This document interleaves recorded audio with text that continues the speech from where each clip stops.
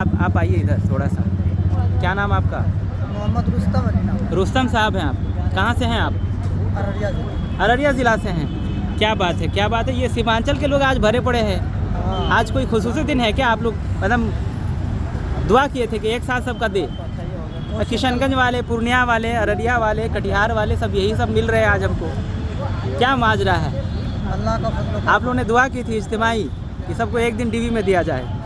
चलिए खैर, हो गया आपका डीवी कंप्लीट हो गया, कोई दिक्कत नहीं आई। कोई दिक्कत नहीं। तो क्या इरादा है? उर्दू के मुलाजिम बनने जा रहे हैं, प्योर सरकारी नौकरी है और सरकारी ऑफिस में आप काम करेंगे, तो क्या वहाँ भी उर्दू को ज़िंदा रखेंगे आप? इंशाअल्लाह काम होगा उर्दू के लिए? इंशाअल्लाह कोशिश होगी और भरपूर कोशिश होगी। तो आज आपका ये इंटरव्यू है और अगले 2-4 साल, 5 साल, 10 साल बाद फिर हम खोजते हुए आएंगे रुस्तम साहब आपको, और हम जायज़ा लेंगे कि आपने उर्दू के लिए आपने उर्दू को कहाँ तक याद रखा। इंशाअल्लाह तैयार हैं इसके लिए जी, आप? इंशाअल्लाह। पुरअज़्म हैं? जी। चलिए, बहुत बहुत मुबारकबाद।